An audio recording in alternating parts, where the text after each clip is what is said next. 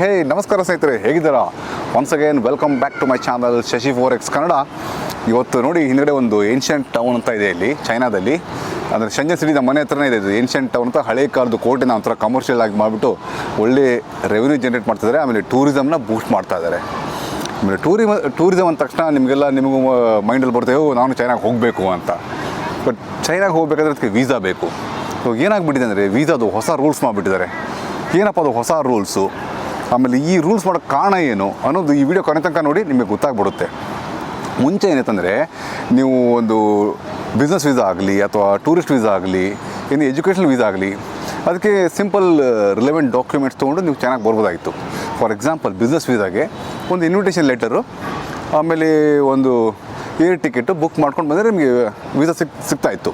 But ಏನಾಗಿದೆ ಅಂದರೆ, recently ಒಂದು 40 ಜನ ಬಂದುಬಿಟ್ಟಿದ್ದಾರೆ ಇಂಡಿಯನ್ಸು. ಅವ್ರು ಏನು ಮಾಡಿಬಿಟ್ಟಿದ್ದಾರೆ ಅಂದರೆ, ಬಿಸ್ನೆಸ್ ವೀಸಾ ತೊಗೊಂಬಂದುಬಿಟ್ಟಿದ್ದಾರೆ. ಇನ್ವಿಟೇಷನ್ ಲೆಟ್ರ್ ಇದೆ ಅವ್ರ ಹತ್ರ. ಏನಾಗಿದೆ ಅಂದರೆ, ಆ ಇನ್ವಿಟೇಷನ್ ಲೆಟ್ರ್ ಇಮಿಗ್ರೇಷನ್ ಆಫೀಸರು ಆ ಇನ್ವಿಟೇಷನ್ ಲೆಟ್ರಲ್ಲಿ ಯಾರ ಹೆಸರಿದೆ, ಅವ್ರ ಫೋನ್ ನಂಬರು ಕಾಂಟ್ಯಾಕ್ಟ್ ಮಾಡಿ ಟ್ರೈ ಮಾಡಿದ್ರೆ ಒಂದು ಪತ್ತನೇ ಇಲ್ಲ. ಎಲ್ಲ ಬೋಗಸ್ ಇನ್ವಿಟೇಷನ್ ಲೆಟ್ರದು. ಸೆಕೆಂಡ್ ಥಿಂಗ್, ಅವ್ರ ಹತ್ರ ರಿಟರ್ನ್ ಟಿಕೆಟ್ ಇಲ್ಲ. ಆಯಿತಾ, ರಿಟರ್ನ್ ಟಿಕೆಟ್ ಇಲ್ಲ. ಆಮೇಲೆ ಇನ್ನೊಂದೇನೆಂದರೆ, ಹೋಟ್ಲ್ ಬುಕ್ಕಿಂಗ್ ಇಲ್ಲ. ನೀನು ಏನಕ್ಕಪ್ಪ ಇಲ್ಲಿ ಬಂದ್ಯಾ, ಎಲ್ಲಿರ್ತೀಯ, ಏನಿರ್ತೀಯ ಅಂದರೆ ಅವರು ಸರಿಯಾಗಿ ಹೇಳಿಲ್ಲ.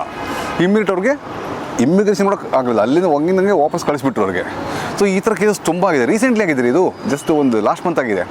ಹಾಗಾಗಿಬಿಟ್ಟು ಈಗ ಏನು ಹೊಸ ರೂಲ್ಸ್ ಏನಪ್ಪ ಅಂದರೆ, ನಿಮಗೆ ಫಸ್ಟು ವೀಸಾ ಬೇಕಂದರೆ ತುಂಬಾ ಡಾಕ್ಯುಮೆಂಟ್ಸ್ ಕೇಳ್ತಾರೆ. Number 1, banking statement. ನಿಮ್ಮದು ಬ್ಯಾಂಕಲ್ಲಿ 6 ತಿಂಗಳಿಂದ ಮಿನಿಮಮ್ 3 ಲಕ್ಷ ಬ್ಯಾಲೆನ್ಸ್ ಇರಬೇಕು. ಆಯ್ತಪ್ಪ, ಒಂದು 6 ತಿಂಗಳ ಹಿಂದೆ ನಮ್ಮ ಫ್ರೆಂಡ್ ಹತ್ರ ಒಂದು 3 ಲಕ್ಷ ನಾನು ಸಾಲ ಮಾಡಿಸ್ಕೊಂಡು ಆಮೇಲೆ ವೀಸಾ ಅಪ್ಲೈ ಮಾಡಿದ್ಮೇಲೆ ವಾಪಸ್ ಕೊಟ್ಟೆ, ಅದು ನಡೆಯೋಂಗಿಲ್ಲ. 3 ಲಕ್ಷದಲ್ಲಿ 50,000, 10,000, 20,000 ಆ ಥರ ಟ್ರಾನ್ಸಾಕ್ಷನ್ ಆಗ್ತಾ ಇರಬೇಕು. ಈಗ 3 ಲಕ್ಷದಲ್ಲಿ plus minus minimum plus minus 20,000 ಅನ್ಕೊಳ್ಳಿ. ಈಗ 2,80,000, 3,20,000, 3,10,000 ಆ ಥರ ರೆಗ್ಯುಲರ್ ಟ್ರಾನ್ಸಾಕ್ಷನ್ ಆಗ್ತಾ ಇರಬೇಕು. At least once in a month ಅವ್ರು ಒನ್ಸ್ ಇನ್ ಅ ವೀಕ್ ಆ ಥರ ಆಗ್ತಾನೆ ಇರಬೇಕು. This is number 1. ಆಮೇಲೆ ನಂಬರ್ 2, ಇನ್ವಿಟೇಷನ್ ಲೆಟರು, ಆಮೇಲೆ ಅದು ಬಿಸ್ನೆಸ್ ಕವರ್ ಲೆಟರ್ ಅದಲ್ಲ, ಅದಕ್ಕೊಂದು ಸ್ಟ್ಯಾಂಡರ್ಡ್ ಫಾರ್ಮೆಟ್ ಮಾಡಿದ್ದಾರೆ. ಅದು ಫಾರ್ಮೆಟ್ ನಿಮಗೆ ಚೈನೀಸ್ ವೆಬ್ಸೈಟಲ್ಲಿ ಸಿಗುತ್ತೆ. ಸ್ವಲ್ಪ ವೆಯ್ಟ್ ಮಾಡಿ, ಅದು ಬೇಗನೆ ಸಿಗುತ್ತೆ. ಯಾಕಂದರೆ ಇದೇನು ಹೊಸ ರೂಲ್ಸ್ ಮಾಡಿದಾರಲ್ಲ, ಇದು ರೀಸೆಂಟಾಗಿ ಮಾಡಿದ್ದಾರೆ, ಜಸ್ಟ್ ರೀಸೆಂಟಾಗಿ ಮಾಡಿದ್ದಾರೆ. ಇದು ನನಗೆ ಕೆಲವೊಂದು ಇಂಟರ್ನಲ್ ಸೋರ್ಸಿಂದ ನನಗೆ ಕೆಲವೊಂದು ಮಾಹಿತಿ ಸಿಕ್ಕಿದೆ. ಅದು ನಿಮ್ಮ ಹತ್ರ ನಾನು ಹಂಚ್ಕೊತಾ ಇದ್ದೀನಿ. ಬಟ್ ಫೈನಲ್ ಕನ್ಫರ್ಮೇಷನ್ ಅನ್ನೋದು ನೀವು ಚೈನೀಸ್ ಎಂಬೆಸಿ ಅವ್ರ ಹತ್ರನೇ ಹೋಗಿಬಿಟ್ಟು ನೀವು ಅವ್ರ ವೆಬ್ಸೈಟಲ್ಲಿ ನೋಡಿಬಿಟ್ಟೆ ನೀವೆಲ್ಲ ಡೀಟೇಲ್ಸ್ ತಿಳ್ಕೊಳ್ಳಿ, ಆಯಿತಾ. ಆಮೇಲೆ ಅಪ್ಲಿಕೇಶನ್ ಫಾರ್ಮು, ಇನ್ವಿಟೇಷನ್ ಲೆಟ್ರು ಎಲ್ಲ ಅವ್ರ ಸ್ಟ್ಯಾಂಡರ್ಡ್ ಫಾರ್ಮೆಟ್ ಇದೆ, ಅದೇ ಫಾರ್ಮೆಟಲ್ಲೇ ಇರಬೇಕು. ಆಮೇಲೆ ಅಪ್ಲಿಕೇಶನ್ ಫಾರ್ಮಲ್ಲಿ ಫಿಲಪ್ ಮಾಡ್ಬೇಕಾದ್ರೆ ನಿಮ್ಮದೆಲ್ಲ ಹೆಸರು ಕ್ಯಾಪಿಟಲ್ ಲೆಟರ್ಸಲ್ಲೇ ಇರಬೇಕು. ಆಮೇಲೆ ಇನ್ನೊಂದೇನೆಂದರೆ, ನಿಮ್ಮದು ಹಳೆ ಎಷ್ಟು ಪಾಸ್ಪೋರ್ಟ್ಸ್ ಇದೆಯಲ್ಲ, ಒಂದು 5 ವರ್ಷದಿಂದ ಹಳೆ ಎಷ್ಟು ಪಾಸ್ಪೋರ್ಟ್ಸ್ ಇದೆಯಲ್ಲ, ಆ ಹಳೆ ಪಾಸ್ಪೋರ್ಟು ಹೊಸ ಪಾಸ್ಪೋರ್ಟು ಅದು ಸಬ್ಮಿಟ್ ಮಾಡಬೇಕು ಅಪ್ಲೈ ಮಾಡೋಕ್ಕೆ. ಫಾರ್ ಎಕ್ಸಾಂಪಲ್ ನೋಡಿ, ನಂದು ಹಳೆ ಪಾಸ್ಪೋರ್ಟ್ 5 ವರ್ಷ ಇದೆ, ಹೊಸ ಪಾಸ್ಪೋರ್ಟ್ ಇನ್ನೊಂದು 6 ತಿಂಗಳಿಂದ ಮುಗಿದೋಗ್ಬಿಡುತ್ತೆ, ಅದು ನಡೆಯಲ್ಲ. ಸೊ ಮಿನಿಮಮ್ ಹೊಸ ಪಾಸ್ಪೋರ್ಟು 6 ಮಂತ್ಸ್ ವ್ಯಾಲಿಡಿಟಿ ಇರಬೇಕು. ಆಮೇಲೆ any less than 5 years old passport, ಅದು ಪಾಸ್ಪೋರ್ಟು ನೀವು ಎರಡು ಪಾಸ್ಪೋರ್ಟ್, ಹಳೆ ಪಾಸ್ಪೋರ್ಟ್ ನ್ಯೂ ಪಾಸ್ಪೋರ್ಟ್ ಎರಡು ಸಬ್ಮಿಟ್ ಮಾಡಬೇಕು. ಆಮೇಲೆ ಕೆಲವೊಂದರಲ್ಲಿ ಏನಾಗುತ್ತೆ, ಹಳೆ ಪಾಸ್ಪೋರ್ಟಲ್ಲಿ ಹೆಸರು ಬೇರೆ ಇರುತ್ತೆ, ಹೊಸ ಪಾಸ್ಪೋರ್ಟಲ್ಲಿ ಹೆಸರು ಬೇರೆ ಇರುತ್ತೆ. ಫಾರ್ ಎಕ್ಸಾಂಪಲ್ ನನ್ನ ಹೆಸರು ಶಶಿ ಕರ್ನಾಟಕ ಧಾರವಾಡ ನನ್ನ ಹೆಸರು. ಆಮೇಲೆ ಹಳೆ ಪಾಸ್ಪೋರ್ಟ್ ಈ ಥರ ಇದೆ, ಹೊಸ ಪಾಸ್ಪೋರ್ಟಲ್ಲಿ ಶಶಿ ಕೆ ಧಾರವಾಡ. ಏನಕ್ಕಪ್ಪ ಇದು ಹೆಸರು ಚೇಂಜು, ಅದಕ್ಕೆಲ್ಲ ನೀವು ಮತ್ತೆ ಲಾಯರಿಂದ ಅದು ನೋಟ್ರಿ ಆಯಿತು, ಅಫಿಡೇವಿಟ್ ಆಯಿತು, ಎಲ್ಲ ಅದಕ್ಕೆ ಡಾಕ್ಯುಮೆಂಟ್ ಸಬ್ಮಿಟ್ ಮಾಡಬೇಕು. ಆಮೇಲೆ ಇದರ ನಂತರ ಇನ್ನೊಂದು ಇಂಪಾರ್ಟೆಂಟ್ ವಿಷಯ ಅಂದರೆ, ನಿಮ್ಮದು ಲೋಕಲ್ ID ಕಾರ್ಡ್ ಇರುತ್ತಲ್ಲ, ಅದರಲ್ಲಿ ಮತ್ತು ನಿಮ್ಮದು ಪಾಸ್ಪೋರ್ಟಲ್ಲಿ ಹೆಸರು exactly apple to apple matching ಇರಬೇಕು. ಅದೇ ಹೇಳ್ದಲ್ಲ, ನನ್ನ ಆಧಾರ್ ಕಾರ್ಡಲ್ಲಿ ಶಶಿ ಕೆ ಧಾರವಾಡ ಅಂತ ಇದೆ, ನನ್ನ ಪಾಸ್ಪೋರ್ಟಲ್ಲಿ ಶಶಿ ಕರ್ನಾಟಕ ಧಾರವಾಡ ಅಂತಿದೆ. ಸೊ ಅಲ್ಲಿ ಮತ್ತೆ ಅದನ್ನು ಈ ಆಧಾರ್ ಕಾರ್ಡು, ಈ ಪಾಸ್ಪೋರ್ಟು ಇದು ನಂದೇ ಅಂತ ಅವ್ರಿಗೆ ಒಂದು ಈ ಲಾಯರಿಂದ ಅಥವಾ ಮ್ಯಾಜಿಸ್ಟ್ರೇಟಿಂದ ಒಂದು ಅಫಿಡೇವಿಟು, ನೋಟ್ರಿ ಏನಂತಾರೆ ಅದಕ್ಕೆ, ಅದೆಲ್ಲ ನೀವು ಡಾಕ್ಯುಮೆಂಟ್ಸು ಪ್ರೊಡ್ಯೂಸ್ ಮಾಡಬೇಕು. ಸೊ ಇದೆಲ್ಲ ಈ ಥರ ಸ್ಟ್ರಿಕ್ಟ್ ಮಾಡಿಬಿಟ್ಟಿದ್ದಾರೆ. ಈ ಥರ ಅಂದರೆ ಮೇನ್ ಈಗ ಏನಾಗಿದೆ ಅಂದರೆ ಪ್ರಾಬ್ಲಮ್ಮು, ಈಗ ಇಂಥ ಸಣ್ಣ ಪುಟ್ಟ ಜನ ಬಂದು ಸ್ವಲ್ಪ ಇಲ್ಲಿ ಬಿಸ್ನೆಸ್ ವೀಸಾ ಮೇಲೆ ತಸ್ಮಿನ ಹೆಸರಿಗೆ ಬಂದು ಜಾಬ್ ಮಾಡೋಕ್ಕೆ ಟ್ರೈ ಮಾಡಿ ಅದೆಲ್ಲ ಮಾಡಿ ಸಿಕ್ಕಾಕೊಂಡಿದ್ದಾರೆ. ಅಂಥವ್ರಿಂದ ಈಗ ಜೆನ್ಯೂನ್ ಪರ್ಸನ್ ಇರ್ತಾರೆ, ತುಂಬ ರಿಚ್ ಇರೋಂಗಿಲ್ಲ. ಪಾಪ ಯಾರೋ ಒಂದು ಸ್ಟಾರ್ಟಪ್ ಇರ್ತಾನೆ. ತುಂಬ ಜನ ನಮ್ಮ ಕನ್ನಡಿಗರು ಬಂದಿರು, ಸರ್ ನಾನು ಸ್ಟಾರ್ಟಪ್, ಸರ್ ನಾನು ಜಸ್ಟ್ ಇಂಜಿನಿಯರಿಂಗ್ ಮುಗಿದೆ, ನಂದು ಇನ್ವೆಸ್ಟ್ಮೆಂಟ್ ಇಷ್ಟಿದೆ, ಒಂದು 5 ಲಕ್ಷ 10 ಲಕ್ಷ ಇನ್ವೆಸ್ಟ್ ಮಾಡಿ ಒಂದು ಸ್ಟಾರ್ಟಪ್ ಬಿಸ್ನೆಸ್ ಮಾಡ್ತಾಯಿದ್ದೀನಿ. ಅಂಥವ್ರಿಗೆ ತುಂಬಾ ಪ್ರಾಬ್ಲಮ್ ಆಗ್ತಾಯಿದೆ ನೋಡಿ. ಈಗ ಚೈನೀಸ್ ವೀಸಾ ಬಂದುಬಿಟ್ಟು VFS ಗ್ಲೋಬಲ್ ಅವ್ರಿಗೆ ಕೊಟ್ಬಿಟ್ಟಿದ್ದಾರಂತೆ. ಅದನ್ನು ಎಲ್ಲ ಈಗ ಫಾಲ್ತು ಕೆಲವೊಬ್ಬರು ಸಣ್ಣ ಪುಟ್ಟ ಏಜೆಂಟ್ ಇರ್ತಾರಲ್ಲ, ಅವ್ರು ಹ್ಯಾಂಡಲ್ ಮಾಡೋಂಗಿಲ್ಲ. ಎಲ್ಲ VFS ಗ್ಲೋಬಲ್ ಮುಖಾಂತರನೇ ಹೋಗಬೇಕು. ಆಮೇಲೆ ಪ್ರೀ ಬುಕ್ಕಿಂಗ್ ಅಪಾಯಿಂಟ್ಮೆಂಟ್ ಬುಕ್ಕಿಂಗ್ ಬೇಕಾಗಿಲ್ಲಂತೆ.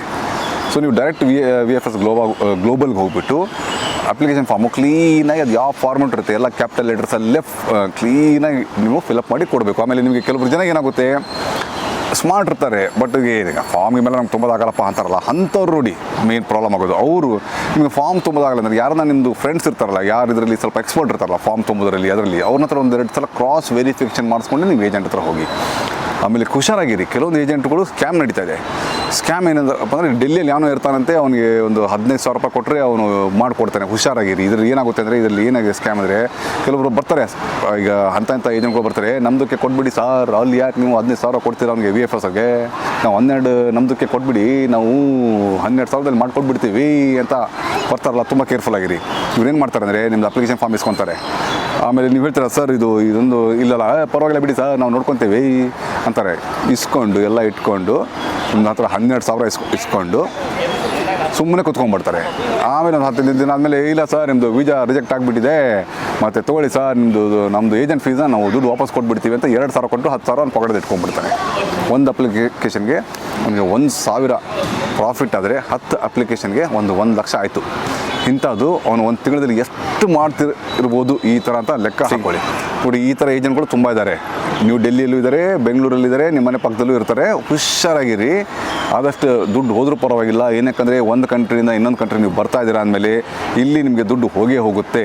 ಸೊ ಆ ದುಡ್ಡು ಹೋಗುತ್ತೆ ಅಂತ ಅದರಲ್ಲೇ ನೀವು ದುಡ್ಡು ಉಳ್ಸೋಕ್ಕೆ ಟ್ರೈ ಮಾಡೋಕ್ಕೆ ಹೋಗಬೇಡಿ. ನೀವು ಇಷ್ಟು ಬಜೆಟ್ ಇಟ್ಕೊಂಡೇ ಬಿಡಿ. ವೀಸಾಗೆ ಎಷ್ಟು ಬಜೆಟು, ನಾನು ಹೋದ ತಕ್ಷಣ ಊಟಕ್ಕೆ ಇಷ್ಟೊತ್ತ ನೀವು ಇಟ್ಕೊಂಡೇ ಬರಬೇಕು. ಸೊ ನಾನು ಲೋ ಬಜೆಟಲ್ಲಿ ಬರ್ತೀನಿ ಅನ್ನೋರು ಕೂಡ ಆ ಲೋ ಬಜೆಟಲ್ಲಿ ಕೂಡ ಈ ಒಂದು ಎಲ್ಲ ನೀವು ಕನ್ಸಿಡರ್ ಮಾಡಿಕೊಂಡೇ ಬರಬೇಕು. ಆಮೇಲೆ ಆಲ್ಮೋಸ್ಟ್ ಇದು ನಾನು ಲೋ ಬಜೆಟಲ್ಲಿ ಬಂದು ಈ ಥರ ಹೋಗ್ತೀನಿ ಅಂತ ಅದನ್ನು ಇಟ್ಕೊಳ್ಳೋಕ್ಕೆ ಹೋಗಬೇಡಿ. ಏನಕ್ಕಂದರೆ ಬೇರೆ ಕಂಟ್ರಿಯಲ್ಲಿ ಬಂದ ತಕ್ಷಣ ವಾತಾವರಣ, ಊಟ ಎಲ್ಲ ಬೇರೆಯೇ ಇರುತ್ತೆ. ಇಲ್ಲಿ ಕಲ್ಚರ್ ಎಲ್ಲ ಬೇರೆಯೇ ಇರುತ್ತೆ. ಹಾಗಾಗ್ಬಿಟ್ಟು ನೀವು ಅದನ್ನು ನಾನು ಲೋ ಬಜೆಟಲ್ಲಿ ಹೋಗಿ ಬರ್ತೀನಿ ಅಂತ ಕೆಲವೊಬ್ರು ನಾನು 50,000ದಲ್ಲಿ ಅಲ್ಲಿ ಹೋಗಿ ಬಂದು 50,000ದಲ್ಲಿ ಚೈನಾಗೆ ಹೋಗ್ಬೋದು ಅಂತ ಕೆಲವೊಬ್ರು ಮಾಡ್ತಾರೆ. ಬಟ್ ಅದು ಎಲ್ರಿಗೂ ಅಪ್ಲೈ ಆಗೋಲ್ಲ. ಸ್ವಲ್ಪ ಕೇರ್ಫುಲ್ ಆಗಿರ್ರಿ. ಎಕ್ಸ್ಪೆಷಲಿ ಈ ವೀಸಾ ವಿಷಯದಲ್ಲಂತೂ ಈ ದುಡ್ಡಿನಗೋಸ್ಕರ ನೀವು ಹಿಂದೆ ಮುಂದೆ ನೋಡೋಕೆ ಹೋಗಬೇಡಿ. 1,000 2,000 ಉಳ್ಸೋಕೆ ಹೋಗ್ಬಿಟ್ಟು ನಿಮ್ಮನ್ನ 10,000 ದುಡ್ಡು ಹಾಳು ಮಾಡ್ಕೊಳಕ್ಕೆ ಹೋಗಬೇಡಿ. ಮತ್ತು ಇದು ವೀಸಾನ ಈ ಥರ ಸ್ಟ್ರಿಕ್ಟ್ ಮಾಡೋಕ್ಕೆ ಕಾರಣ ಏನಿರ್ಬೋದು ಅಂತ ನಮಗೆಲ್ಲ ಕ್ವಶನ್ ಇರುತ್ತೆ. ಯಾಕಂದ್ರೆ ಮೊನ್ನೆ ನಮಗೆ ಇವ್ರಿಗೆ ರಿಲೇಷನ್ಶಿಪ್ ಎಲ್ಲ ಸ್ವಲ್ಪ ಚೆನ್ನಾಗಿ ಮಾಡ್ಕೊಂಡು ಬಂದಿದ್ದಾರೆ ಅಂತ ಇದನ್ನು ನ್ಯೂಸ್ ಕೇಳಿದ್ದೆ ನಾನು. ಆಮೇಲೆ ತುಂಬ ಜನ ನಮ್ಮ ಕನ್ನಡದವರೆಲ್ಲ ಬರ್ತಾಯಿದ್ರು. ನಮಗೆ ಖುಷಿ ಆಯ್ತು ನನಗೆ. ಅಂದರೆ ರೀಸೆಂಟಾಗಿ ಒಂದು 2 months ಬ್ಯಾಕು ತುಂಬ ಜನ ಬಂದರು, ಕನ್ನಡದವರೆಲ್ಲ ಬಂದು ಅವ್ರದ್ದೆಲ್ಲ ವೀಡಿಯೋ ಮಾಡಿದ್ದೀನಿ, ಊಟ ಮಾಡಿದ್ದೀನಿ. ನನಗಂತೂ ತುಂಬ ಖುಷಿ ನನಗೆ. ನಮ್ಮ ಕನ್ನಡದವರತ್ತು ಯಾರೇ ಬಂದು ಹೋದ್ರು ಅಂತೂ ನನಗಂತೂ ತುಂಬಾ ಒಂದು ನಿಮಿಷ ಹೋಗಲಿ ಬಿಡಿ. ನಾನು ಪಾರ್ಕಲ್ಲಿ ಕೂತ್ಕೊಂಡಿದ್ದಲ್ಲ, ಹಾಗೆ ಜನ ಓಡಾಡ್ತಿರ್ತಾರೆ. ಸೊ ಹಾಗಾಗ್ಬಿಟ್ಟು ನನಗೆ ತುಂಬಾ ಖುಷಿ ಆಗುತ್ತೆ. ಬಟ್ ಏನಾಗಿದೆ ಅಂಥವ್ರಿಗೆಲ್ಲ ಹಿಂಗೆ ಪ್ರಾಬ್ಲಮ್ ಆಗ್ತದೆ ನೋಡಿ ಈಗ. ಸೊ ಈಗ ಅದು ರೀಸನ್ ಏನಕ್ಕೆ ಇರ್ಬೋದು ಅಂತ ನಿಮ್ಮ ತಲೆಯಲ್ಲೂ ಬರ್ಬೋದು. ಕೆಲವೊಂದು ಏನಂದರೆ ಇಲ್ಲಿ ಸೋಷಿಯಲ್ ಮೀಡಿಯಾದಲ್ಲಿ ತುಂಬಾ ರೂಮರ್ಸ್ ಆಗ್ತಾ ಇದೆ. ಏನಾಗಿದೆ ಅಂದರೆ ನೋಡಿ, ಮೊನ್ನೆ ಇದು November 25 ನೋಡಿ, ಈ ವಿಡಿಯೋ ನೋಡಿ ನಿಮ್ಗೆ ಗೊತ್ತಾಗುತ್ತೆ. November 25 Shanghai metro line number 2ದಲ್ಲಿ ಎಷ್ಟೊಂದು ಜನ ಇಂಡಿಯನ್ಸು ಯಾರೂ ಗೊತ್ತಾಗ್ತಾ ಇಲ್ಲ, ಒಳ್ಳೆ ಸೂಟ್ ಬುಟ್ ಹಾಕ್ಕೊಂಡು ಗಾಗಲ್ ಹಾಕ್ಕೊಂಡು ಕುತ್ಕೊಂಡು ಮೆಟ್ರೋ ಟ್ರೈನಲ್ಲಿ ಏನೋ ತಿಂತಾ ಇದ್ದಾರೆ. ಈಗ ನಮ್ಮ ಮೆಟ್ರೋ ಟ್ರೈನಲ್ಲಿ ಅಲೌ ಇದೆನಾ ಸರ್? ಈಗ ನಾನೊಂದು KFCಯಲ್ಲಿ ಬರ್ಗರ್ ತೊಗೊಂಬಂದು ನಾನು ಕುತ್ಕೊಂಡೆ ನಮ್ಮ ಮೆಟ್ರೋ ಬೆಂಗಳೂರಲ್ಲಿ, ಅಲೌ ಇದೆನಾ? ಇಲ್ಲ ಬೇಡಪ್ಪ, ಏನೊಂದು ಪಾನಿಪುರಿ ಬಿಡಿ, ಅದು ನೀರೆಲ್ಲ ಚೆಲ್ಲುತ್ತೆ. ಏನೋ ಒಂದು ಡ್ರೈ ಸ್ನ್ಯಾಕ್ಸ್ ಏನೋ ಒಂದು ತೊಗೊಂಬಂದು ವಡಾ ತಂದು ನಾನು ತಿಂತಾಯಿದ್ದೀನಿ, ಸಮೋಸ ತಿಂತಾಯಿದ್ದೀನಿ ನಮ್ಮ ಮೆಟ್ರೋದಲ್ಲಿ. ಅಲಾವ್ ಇದೆನಾ ನೋಡಿ? ಅದು ಅಲಾವ್ ಇದ್ದರೆ ಇದನ್ನ ಇಲ್ಲ ಅಂತ ಕಮೆಂಟಲ್ಲಿ ಹಾಕಿಡಿ. ನನ್ನ ನಾಲೆಜ್ ಪ್ರಕಾರ ಅದು ಅಲಾವ್ ಇಲ್ಲ. Eating and drinking is not allowed in the metro trains anywhere in the world. Simple chewing gum, ಸಣ್ಣ ಪುಟ್ಟ ಬಿಸ್ಕೆಟು, ಲಾಲಿಪಾಪು ತಿನ್ಬೋದು. ಆಮೇಲೆ ಚಿಕ್ಕ ಮಕ್ಕಳಿಗೆ ಬಿಸ್ಕೆಟು ಹಾರದ ಕೊಡ್ಬೋದು, ಅದೆಲ್ಲ ಇದೆ. ಬಟ್ ಇವ್ರು ನೋಡಿ, ಇವರು ಫುಲ್ ಸೂಟ್ ಬೂಟ್ ಹಾಕ್ಕೊಂಡು ಈ ಥರ ಎಲ್ಲ ಊಟ ಮಾಡ್ತಾ ಇದ್ದಾರೆ. Literally use and throw paper ತಂದುಬಿಟ್ಟು ಒಂದು ಪಿಕ್ನಿಕ್ ಥರ ಬಂದು ಮೆಟ್ರೋ ಟ್ರೈನಲ್ಲಿ ಊಟ ಮಾಡ್ತಾ ಇದ್ದಾರೆ. ಇದು ಏನಾಗಿದೆ ಅಂದರೆ, ಇದು ತುಂಬ ವೈರಲ್ ಆಗಿಬಿಟ್ಟಿದೆ ಇಲ್ಲಿ ಸೋಷಿಯಲ್ ಮೀಡಿಯಾದಲ್ಲಿ. ಚೈನೀಸವ್ರು ಏನು ಕಂಪ್ಲೇಂಟ್ ಮಾಡ್ತಾರೆ ಗೊತ್ತಾ? ನಮ್ಮ ದೇಶದ ಹೆಸರು ತೊಗೊಂಡಿಲ್ಲ, ಏನಿಲ್ಲ. ನೀವು ಫಾರಿನರ್ಸ್ಗೆ ತಿನ್ನೋಕ್ಕೆ ಉಣ್ಣೋಕ್ಕೆ ಅಲೌ ಮಾಡ್ತೀರಾ, ಲೋಕಲ್ ಅವ್ರಿಗೆ ಯಾಕೆ ನೀವು ಅಲೌ ಮಾಡ್ತಾ ಇಲ್ಲ ಅಂತ ಈ ಥರ ಡಿಬೇಟ್ ಆಗಿಬಿಟ್ಟಿದೆ ಇಲ್ಲಿ ಆನ್ಲೈನ್ ಡಿಬೇಟ್ ನಡೀತಾ ಇದೆ ಇದು. ಹಾಗಾಗ್ಬಿಟ್ಟು ಇದು ವಿಡಿಯೋ ತುಂಬ ವೈರಲ್ ಆಗಿಬಿಟ್ಟಿದೆ. ಆಮೇಲೆ ಎಲ್ಲ ಜನ ಅದನ್ನು ಇಂಡಿಯಾ ಅಂತ ಪಿನ್ ಪಾಯಿಂಟ್ ಮಾಡ್ತಾ ಇದ್ದಾರೆ. ಇವನ್ ನಮ್ಮ ಕೊಲೀಗ್ಸ್ ಎಲ್ಲ ಕೇಳಿದರು, ನಾನು ನೋಡಿದೆ ಅವರು ಇಂಡಿಯನ್ ಥರ ಕಾಣ್ತಾರೆ, ಬಟ್ ನಾವು ಸ್ವಲ್ಪ ಇದು ಮಾಡ್ಕೋಬೇಕಲ್ರಿ, ಇಂಡಿಯನ್ ಥರ ಕಾಣ್ತಾರೆ, ಬಟ್ ಅವರು ಇಂಡಿಯನ್ಸ್ ಇರಲಿಕ್ಕಿಲ್ಲ ಅಂತ ನಾನು ಈ ಥರ ಪ್ರೂವ್ ಮಾಡಿದೆ ನಾನು ಆಯಿತಾ. ಆಮೇಲೆ ಇವರು ಬೇಕಂತೆ ಮಾಡಿದ್ದಾರೆ ಅಂತ ನನಗೆ ಅನಿಸ್ತಾ ಇಲ್ಲ. ಯಾರೊಬ್ಬರು ಇದನ್ನು ಇವ್ರಿಗೆ ಹೆಸರು ಹಾಳು ಮಾಡೋಕ್ಕೆ ಏನು ಮಾಡಿದ್ದಾರೆ, ಏರ್ಪೋರ್ಟಿಂದ ಬಂದ ತಕ್ಷಣ ಲೈನ್ ನಂಬರ್ 2 ಇರ್ಬೋದು, ಅದು ಒಂದು ಡೆಸ್ಟಿನೇಷನ್ ಇನ್ನೊಂದು ಡೆಸ್ಟಿನೇಷನ್ ಹೋಗಿ ಒಂದು 45 to 60 ಮಿನಿಟ್ಸ್ ಇರ್ಬೋದು. ಹೇಳಿರ್ತಾರೆ ನೋಡಿ 1 ಗಂಟೆ ಟ್ರೈನಲ್ಲಿದೆ, ನೀವು ಏನು ಬೇಕಾದ್ರೆ ಇಲ್ಲೇ ತಿನ್ಕೊಂಬಿಡಿ, ಏನಕ್ಕಂದರೆ ನಿಮಗೆ ಅಲ್ಲಿ ವೆಜ್ ಗಿಜ್ ಊಟ ಸಿಗಲ್ಲ, ಸೊ ಇಲ್ಲೇ ತಿನ್ಕೊಂಬಿಡಿ. ಅಲ್ಲಿ ಹೋದ ತಕ್ಷಣ ಮತ್ತೆ ಅಲ್ಲಿ ಏನು ನಿಮಗೆ ಊಟದ ವ್ಯವಸ್ಥೆ ಇಲ್ಲ ಏನಿಲ್ಲ, ಅಲ್ಲಿಂದ ಮತ್ತೆ ಮುಂದೆ ಸೈಟ್ ಸೀಯಿಂಗ್ ಹೋಗೋಕ್ಕೆ ನಿಮಗೆ ಸ್ವಲ್ಪ ಎನರ್ಜಿ ಇರಲಿ ಅಂತ ನೀವು ಇಲ್ಲೇ ತಿನ್ಕೊಬಿಡಿ ಅಂತ ಬೇಕಂತ ಅವ್ರಿಗೆ ಏನೋ ಒಂದು ಹೇಳಿಬಿಟ್ಟು ತಿನ್ನಿಸಿ ಈ ಥರ ವೀಡಿಯೋ ಮಾಡಿ ಈ ಥರ ಮಾಡಿದಾರಾ ಅಂತ ನನ್ನ ಪರ್ಸ್ನಲ್ ಅನಿಸಿಕೆಗಳು. ಈ ವಿಡಿಯೋ ನೋಡಿಬಿಟ್ಟು ನಿಮ್ಮ ಅನಿಸಿಕೆಗಳು ಏನಾಗುತ್ತೆ ಅನ್ನೋದು ಕಮೆಂಟಲ್ಲಿ ಹೇಳಿ ದಯವಿಟ್ಟು ನೋಡೋಣ. ಸೆಕೆಂಡ್ ಥಿಂಗ್, ಇನ್ನೊಂದು ಶಂಜನಲ್ಲೇ ಮೊನ್ನೆ ಶಂಜನಲ್ಲೇ ಲೈನ್ ನಂಬರ್ ಅದು 2ನೇ ಆರೆಂಜ್ ಲೈನ್ ಇದೆ, ಅದು ವಿಡಿಯೋ ನೋಡಿ. ಅಲ್ಲಿ ಒಬ್ಬರು ತಾಯಿ ಮಗನ ಜೊತೆ ಒಂದು ಸ್ವೀಟ್ ಬಾಕ್ಸ್ ಇಟ್ಕೊಂಡು ಕೂತ್ಕೊಂಡಿದ್ದಾಳೆ. ಅದನ್ನು ಹೈಲೈಟ್ ಆಗಿಬಿಟ್ಟಿದೆ. ಮೆಟ್ರೋ ಟ್ರೈನಲ್ಲೆಲ್ಲ ತಿಂದ್ಬಿಟ್ಟು ಎಲ್ಲ ಕರಿ ಸ್ಮೆಲ್ಲು ಆ ಸ್ಮೆಲ್ ಅಂತ ಹಿಂಗೆ ಹಬ್ಬಿಸ್ತಾ ಇದ್ದಾರೆ ಅಂತ. ಬಟ್ ನನಗೆ ಈ ಸೆಕೆಂಡ್ ಏನದು ಫೋಟೋ ಮತ್ತು ಏನು ವೀಡಿಯೋ ಇದೆಯಲ್ಲ, ಇದು ಒಂದು ತಾಯಿ ಮಗುಗೆ, ಮಗು ಅಂದ್ರೆ ಏನು ರೀ, ಅದು 6-7 ವರ್ಷದ ಮಗು ಇರ್ಬೋದು, ಸ್ವೀಟ್ಸ್ ಎಲ್ರಿಗೂ ಆಸೆ ಇರುತ್ತೆ. ಇವನು ನನಗೂ ಕಂಟ್ರೋಲ್ ಮಾಡೋಕ್ಕಾಗಲ್ಲ, ಧಾರವಾಡ ಪೇಡ ಮೈಸೂರು ಪಾಕ ನಾನು ತಿಂದ್ಬಿಡ್ತೀನಿ. ಆ ಥರ ಅವಳು ಏನೋ ಒಂದು ಇಂಡಿಯನ್ ಸ್ವೀಟ್ ಕೊಟ್ಟಿದ್ದಾಳೆ. ಅದು ಫೋಟೋ ಇದೆ ಅಷ್ಟೇ, ತಿಂತಾ ಇಲ್ಲ. ಅದು ಫೋಟೋ, ಅದು ಅದರಲ್ಲಿ ತಿನ್ನೋ ದೃಶ್ಯ ಇಲ್ಲ ಆ ಫೋಟೋದಲ್ಲಿ. ಹೋಗಲಿ ಬಿಡಿ ಅವರು. ಅದರಲ್ಲಿ ನೋಡಿ, ನೀವು ಇನ್ನೊಂದ್ಸಲ ನೋಡಿ, ಹಾಕಿರ್ತೀನಿ. ಸುಮ್ಮನೆ ಒಂದು ಡಬ್ಬ ಇಟ್ಕೊಂಡಿದ್ದಾರೆ, ಓಪನ್ ಮಾಡ್ತಾಯಿದ್ದಾರೆ, ಬಟ್ ತಿನ್ನೋ ದೃಶ್ಯ ಇಲ್ಲ ಅದರಲ್ಲಿ. ಅದನ್ನು ಇಟ್ಕೊಂಡ್ಬಿಟ್ಟು ಟ್ರೈನಲ್ಲಿ ತಿಂತಾರೆ, ಹಿಂಗೆ ಮಾಡ್ತಾರೆ ಅಂತ ಅದು ಒಂದು ವೈರಲ್ ಆಗಿದೆ. ಸೊ ಇದು 2 ಕಾರಣಕ್ಕೆ ಇವರು ವೀಸಾ ಮಾಡಿದಾರಾ ಅಂತ ನನಗೇನು ಅನಿಸ್ತಾ ಇಲ್ಲಪ್ಪ. ನಿಮಗೇನು ಅನಿಸಿಕೆಗಳು ಇದೆ ಅನ್ನೋದು ಹೇಳಿಬಿಡಿ. ಆಮೇಲೆ ಇನ್ನೊಂದು, ದಯವಿಟ್ಟು ಬೇರೆ ಕಂಟ್ರಿಗೆ ಹೋದರೆ ಏನೇ ಇದ್ದರೆ ಈ ಥರ ಆದಷ್ಟು ಪಬ್ಲಿಕ್ ಟ್ರಾನ್ಸ್ಪೋರ್ಟಲ್ಲಿ ತಿನ್ನೋದು ಎಲ್ಲ ಅವಾಯ್ಡ್ ಮಾಡಿ. ಆರಾಮಲ್ಲಿ ಏನೋ ಪಾರ್ಕಲ್ಲಿ ಕೂತ್ಕೊಂಡು ತಿಂದು ಕ್ಲೀನ್ ಮಾಡಿ ಒಂದು ಪ್ಲಾಸ್ಟಿಕ್ ಅವ್ರಲ್ಲಿ ಹಾಕಿಬಿಟ್ಟು ಡಸ್ಟ್ಬಿನ್ನಲ್ಲೇ ಬಿಸಾಕಿ ಸರ್. ಏನಕ್ಕಂದರೆ ತುಂಬ ಇಂಟರ್ನೆಟ್ಟಲ್ಲಿ ಅದು ತುಂಬಾ ಬರ್ತಾನೇ ಇದೆ. ನಮ್ಮ ಜನರಿಗೆ ಹೆಸರು ಹಾಳು ಮಾಡೋಕ್ಕೆ ತುಂಬ, ಏನಕ್ಕಂದರೆ ನಾವು ಮುಂದೆ ಹೋಗ್ತಾ ಇದ್ದೇವೆ. ಈಗ ನಮ್ಮ GDP ಮೇಲೆ ಹೋಗ್ತಾ ಇದೆ, ನಾವು ಮುಂದೆ ಹೋಗ್ತಾ ಇದ್ದೀವಿ. ನಮ್ಮ ಇಂಡಿಯಾದಲ್ಲಿ ಏನೋ ಇರ್ಬೋದು ಬಿಟ್ಟರೆ, ಒಳಗಡೆ ಕಚ್ಚಾಟ ಇರ್ಬೋದು, ನವಂಬರ್ ಕ್ರಾಂತಿ ಅದು ಇದು ಇರ್ಬೋದು, ಬಟ್ ಹೊರಗಡೆ ಸ್ವಲ್ಪ ರೆಸ್ಪೆಕ್ಟ್ ಬೆಳೀತಾ ಇದೆ.